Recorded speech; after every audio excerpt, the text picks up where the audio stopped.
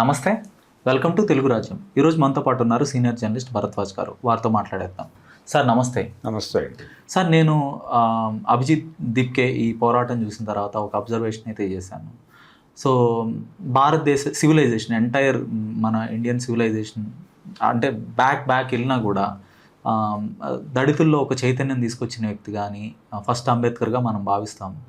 అయితే దేశ ప్రజలందరినీ అన్ని కులాలని తన వెనక ర్యాలీ చేసుకున్న వ్యక్తి అయితే ఫస్ట్ వ్యక్తి దళిత్ కమ్యూనిటీ నుంచి పర్టికులర్గా అభిజిత్ దిప్కే అనుకోవచ్చా? నాకైతే అలా అనిపించింది. అంటే ఇంత పోరాటాన్ని దేశవ్యాప్తంగా ప్రజల్ని ఏకం చేయటం ఒక మాట నడుస్తోంది బయట. నరేంద్ర మోడీకి ఆల్టర్నేటివ్ చూపించకుండా నరేంద్ర మోడీ మీద విమర్శ చేసే హక్కు లేదు మీకు అని middle class, upper caste middle class నుంచి ఒక ఆర్గ్యుమెంట్ సోషల్ మీడియాలో నడుస్తోంది. ఎందుకు రాహుల్ గాంధీని ఆల్టర్నేటివ్గా అనుకోలేదు కాబట్టి ప్రపంచం 3 ఎన్నికల నుంచి ఆయన రకరకాలుగా ఇబ్బంది పడుతూ ఉన్నాడు. ఒక ఆల్టర్నేటివ్ కావాల్సినటువంటి అవసరం ఉంది. నరేంద్ర మోడీ గారు ఆ రోజున యూపీఏ హయాంలో ఆయన్ని ఆల్టర్నేటివ్గా ప్రొజెక్ట్ చేశారు. ఇప్పుడు ఈ మూమెంట్ కాక్రోచ్ జనతా పార్టీ అనే మూమెంట్ ద్వారా అనేక విషయాలు రోడ్డు మీదకి వచ్చినాయి. దాంతోపాటు అనేక శక్తులకి ఒక భరోసా కల్పించింది కూడా. అంటే మనం రోడ్డు ఎక్కితే ఏదో మేరకు సమస్యలు పరిష్కరించుకోవడానికి స్కోప్ ఉంది. అసలు దేశంలో పరిస్థితులు మారిపోయినాయి. మాట్లాడే పరిస్థితి లేదు, ఉద్యమించే పరిస్థితి అంతకంటే లేదు అని ఒక చర్చ పరిస్థితి అనేది విపరీతంగా చర్చ జరిగింది ఈ మధ్యకాలంలో. పరిస్థితి అనే పదం విపరీతంగా వాడారు అందరూ. దాన్ని బ్రేక్ చేసిన మూమెంట్ ఇది. కాక్రోచ్ జనతా పార్టీ చేసినటువంటి కార్యక్రమం అంటే దాని మీద ప్రభుత్వం వైపు నుంచి జరిగిన అణిచివేత అదొక భరోసానిస్తే, ప్రభుత్వం జరిపినటువంటి అణిచివేత, వాళ్ళ మీద చేసినటువంటి దాడి, క్యారెక్టర్ అసాసినేషన్ ప్రోగ్రామ్, దాంతోపాటు ఫిజికల్ దాడి, చలో సంసద్ మీద జరిపినటువంటి దాడి, తర్వాత ఏఐ క్రియేషన్ అనే పేరుతో జరుగుతున్న దాడి, వాళ్ళే ఫేక్ వీడియోలు చేశారు, వాళ్ళే ఫేక్ కంటెంట్ నింపారు అని వీళ్ళు చేసిన ఫేక్ని వాళ్ళు ఫేకుగా చెప్పి వాళ్ళని మరింతగా దిగజార్చేటువంటి ప్రయత్నాలు జరుగుతున్న తీరు చూస్తే స్టిల్ ఇప్పటికీ దాడి జరుగుతూనే ఉంది. చర్చలు జరుగుతూనే ఉన్నాయి, ప్యారలల్గా దాడి జరుగుతోంది. ఇంత అణచివేత జరుగుతున్నప్పటికీ అది డిస్కసివ్ పాయింట్గా ఉంది. ఆ ఉండటం అనేది చాలా సమూహాలకు ధైర్యాన్ని ఇచ్చింది. ఇది ఒక పాజిటివ్ అంశం. ఈ పాజిటివ్ అంశంతో పాటు దీన్ని దిగజార్చటం కోసం అగ్రకులాలకు చెందిన మిడిల్ క్లాస్ చేస్తున్నటువంటి రకరకాల ఆర్గ్యుమెంట్స్ని బ్రేక్ చేస్తూ ఆల్టర్నేటివ్ అనేది ఎక్కువ చర్చిస్తున్నారు. ఎందుకు అభిజిత్ని ఆల్టర్నేటివ్గా చూడకూడదు? ఆయన్ని డైల్యూట్ చేయటానికి ఆమ్ ఆద్మీ పార్టీకి చెందినవాడు, అతను ఆమ్ ఆద్మీ పార్టీకి సోషల్ మీడియా విభాగానికి నాయకత్వం వహించినవాడు, పైగా నిధుల సమీకరణకి సంబంధించిన జ్ఞానం కూడా ఉంది అతనికి. సిసోడియాతో కలిసి ఆ పని కూడా చేశాడు అతను గతంలో. అలాగే విదేశాల నుంచి నిధులు సమకూర్చుకోవటం విషయంలో కూడా ఆయనకు ప్రత్యేక నైపుణ్యం ఉంది. ఇవన్నీ రోడ్డు మీద ప్రచారం చేసేస్తున్నారు కదా.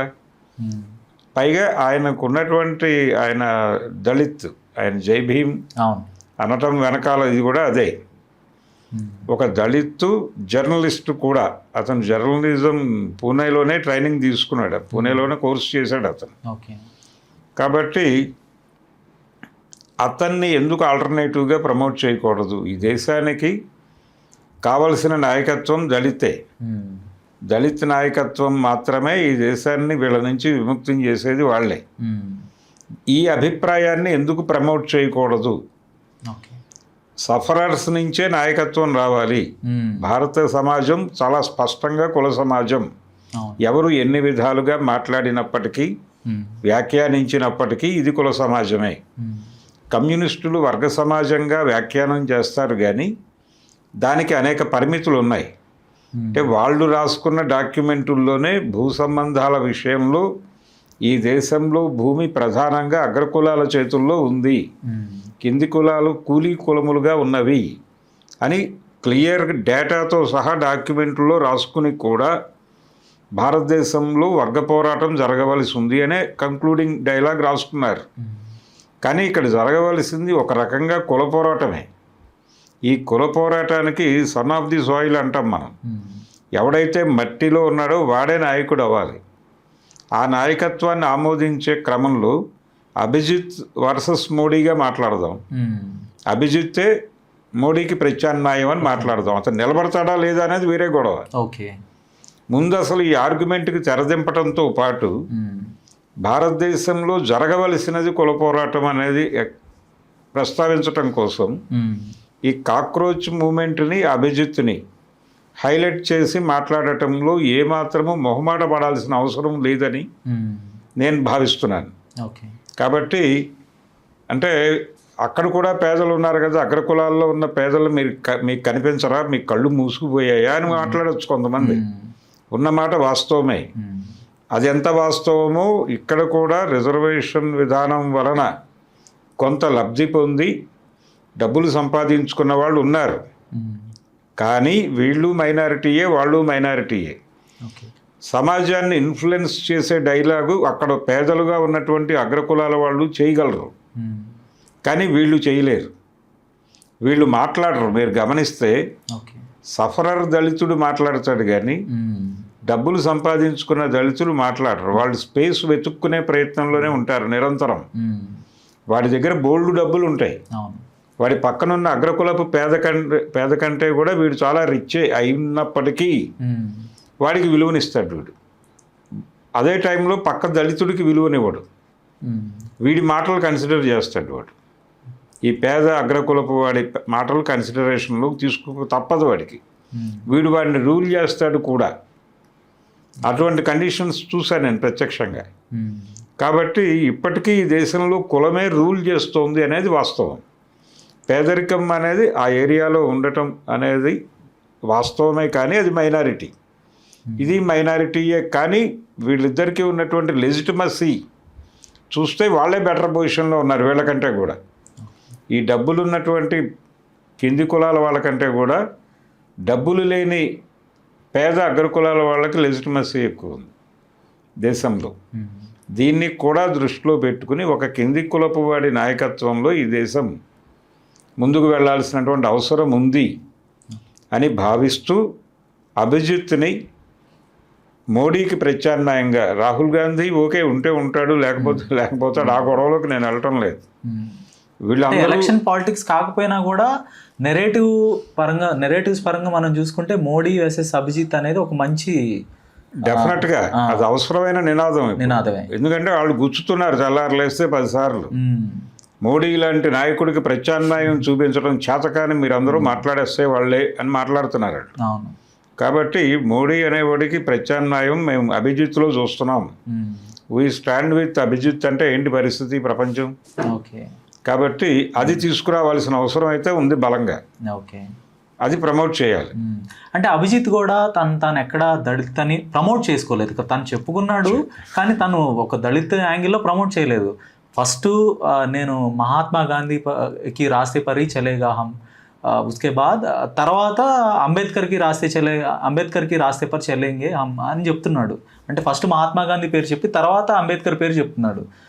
టిపికల్ దళిత్ లీడర్స్ ఎలా ఉంటారంటే ఫస్ట్ జై భీమ్తో మొదలు పెడతారు. సో ఇది కూడా ఒక ఆయన వెనక దేశ ప్రజలందరూ ర్యాలీ అవటానికి ఇవన్నీ ఆయన ఎట్లా మాట్లాడాడు, ఏం మాట్లాడాడు, ఎవరినన్నా కలుపుకుని వెళ్ళటానికి ప్రయత్నం చేశాడా, తన్ని తాను కుదించుకునే ప్రయత్నం చేశాడా, ఇది కూడా అనవసరం.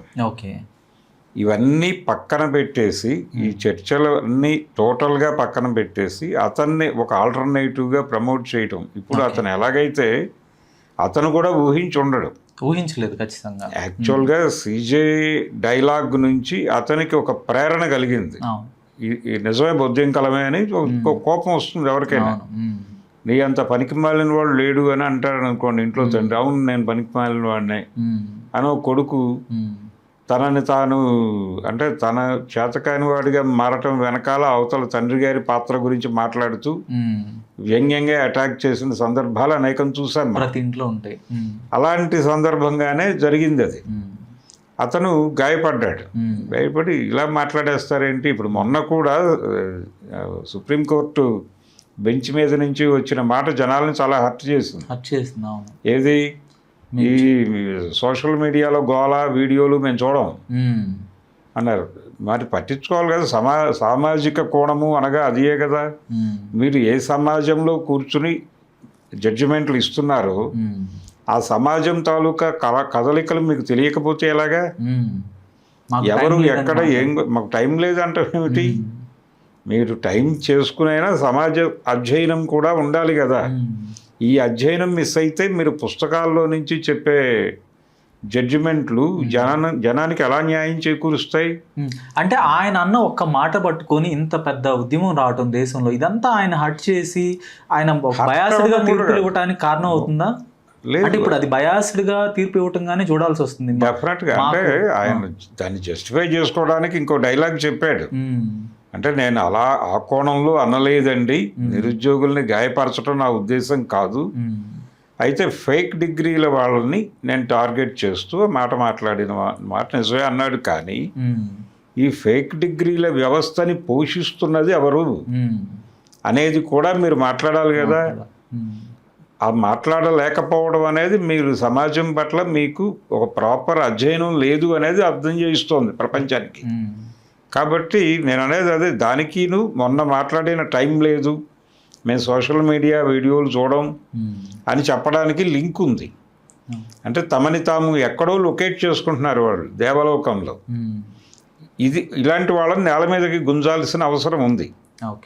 నేల మీద నుంచోబెడితే మంచి జడ్జిమెంట్లు వస్తాయి. కాబట్టి వీళ్ళు ఊహా ప్రపంచంలో ఊహా లోకంలో విహరిస్తే పరమ దుర్మార్గమైనటువంటి జడ్జిమెంట్లే వస్తాయి. వీళ్ళని ఊహాలోకాల్లో ఉంచటం కోసం స్టేట్ ప్రయత్నం చేస్తుంది. ఆ ప్రయత్నాన్ని బ్రేక్ చేసుకుని ముందుకెళ్ళటం మీ బాధ్యత. అది చేయట్లేదు వాళ్ళు. అంటే అతను ఎక్కడో కొంచెం ఇబ్బంది పడ్డాడు ఆ మాటతో, పడి మొదలుపెట్టాడు. ఎందుకు అయ్యాడు గాయం అంటే వాడి జీవితంలో సఫరింగ్స్ ఉన్నాయి. ఆ సఫరింగ్స్కి వాడి కులం కూడా కారణం కావచ్చు. అందుకని వాడు ఒకసారి అలా బరస్ట్ అయ్యాడు. అవగానే ఆల్రెడీ ఇక్కడ బరస్ట్ అయిపోయిన బ్యాచ్ చాలా ఉంది. వీళ్ళు కనెక్ట్ అయ్యారు సోషల్ మీడియాలో, ఆన్లైన్లో కనెక్ట్ అయ్యారు. ఈ ఆన్లైన్లో ఒక సెన్సేషన్ క్రియేట్ అవుతోంది అనేది ప్రచారం అయింది. ఈ ప్రచారం అంటే దాదాపుగా వాళ్ళ అకౌంట్స్కి వస్తున్నటువంటి సబ్స్క్రైబర్స్ బీజేపీ అఫీషియల్ హ్యాండిల్స్ని మించి వెళ్తున్నాయి అనేది ఎప్పుడైతే బయటకు వచ్చిందో ప్రపంచం అటెన్షన్ పే చేసింది అక్కడ. ఈ అటెన్షన్ ఆధారంగా అతను రోడ్డు మీదకి వస్తే ఏం జరుగుతుందో చూద్దామని వచ్చాడు. ఇప్పటి వరకు జరిగింది. చాలామందికి రకరకాలుగా ధైర్యాన్ని ఇచ్చారు. ఈ ధైర్యాన్ని దృష్టిలో పెట్టుకుని మనం విషయాన్ని చూడాల్సి ఉంటుంది. కాబట్టి అభిజిత్నే ఆల్టర్నేటివ్గా మాట్లాడేద్దాం. అతను నిలబడకపోతే అది గొడవ వేరు. కానీ ఒక దళిత్ ఆల్టర్నేటివ్ అయితే కావాలి దేశానికి. ఎందుకంటే సామాన్యులు నిరుపేదలు అంటే వాళ్ళ బాధలను అర్థం చేసుకొని ఆ దిశగా పోరాటాలు కానీ పరిపాలన కానీ చేయగలిగిన ఒక దళిత్ ఆర్ ఆదివాసీ ఆర్ దళిత్ అగ్రవర్ణాల్లో నిరుపేదలకు కూడా వాళ్ళ కష్టాలు కూడా గుర్తించగలిగేది వాళ్ళకే తెలుస్తుంది. సమాజాన్ని నగ్నంగా చూడగలిగిన నేను ఇందాకే చెప్పా, డబ్బులు ఉన్నటువంటి దళితుడికిను పేద అగ్రవర్ణానికి కూడా సామాజికంగా తేడా ఉంటుంది. వాడే బెటర్ పొజిషన్లో ఉంటాడు డబ్బులు లేకపోయినా. వీడి దగ్గర డబ్బులుండి కూడా కొన్ని మాటలు మాట్లాడలేని అసహాయతలో ఉంటాడు వీడు. అది నేను చాలా స్పష్టంగా గమనించి చెప్తున్నాను. కాబట్టి ఒక దళిత్ ఆదివాసీ లీడర్షిప్ని ఈ దేశంలో ఆల్టర్నేటివ్గా ప్రమోట్ చేయాల్సిన అవసరం అయితే ఉంది. ఆయన బీసీ అని క్లెయిమ్ చేసుకుంటున్నారుగా మోడీని. అవును. అలాగే ఒక దళిత్ ఆదివాసీ ఆల్టర్నేటివ్ మేము కోరుకుంటున్నాం అనటం తప్పేమీ కాదు. కమ్యూనిస్ట్ పార్టీలు కూడా కొంచెం భిన్నమైన ఆలోచనతో వెళ్ళి, నిజానికి మావోయిస్టు పార్టీ తనని తాను ఆ సమూహాల నుంచి ఈ ఉద్యమము నిర్బంధము దీంతో వాళ్ళు టోటల్గా ఆదివాసీ ప్రాంతాలకు పరిమితం అయిపోయారు. కానీ ఈ పాకెట్స్లో యాక్టివ్గా ఉండుంటే బాగుండేది, ఈ పరిస్థితి వచ్చేది కాదు. అందుకని ఇప్పటికీ వాళ్ళకు ఉన్నటువంటి ఏకైక మార్గం ఈ పాకెట్స్లోకి రిట్రీట్ అవటమే. అయితే మళ్ళీ దానికి జీవితం వచ్చేస్తుంది అనేది కూడా హోప్ ఇచ్చారు మన కాక్రోచ్ పార్టీ. సో ఆ యాంగిల్లో కూడా చూడాల్సిన అవసరం ఉంది దీన్ని. అన్ని విధాలుగా ఒక ఆక్సిజన్ ఇచ్చారు ఈ వ్యవస్థకి అనుకుంటున్నాను నేను. కాబట్టి ఆ నాయకత్వాన్ని ప్రమోట్ చేయాలి. ఈ దేశానికి మోడీకి ఆల్టర్నేటివ్ అభిజిత్ అనే దాన్ని విస్తృతంగా ప్రచారం చేయవలసిన అవసరం ఉందని నేను భావిస్తున్నాను. ధన్యవాదాలు sir. Thank you. Hello, Telugu రాజ్యం ఛానల్ చూస్తున్నారా? సామాజిక రాజకీయ జీవన చిత్రణే తెలుగు రాజ్యం. అతిశయోక్తులు అసత్యాలు ఉండవు. రాజకీయ కోణం కాదు, ప్రజా కోణమే కొలబద్ద. తెలుగు రాజ్యం వీక్షణ మీ ఉత్తమ అభిరుచికి నిదర్శనం.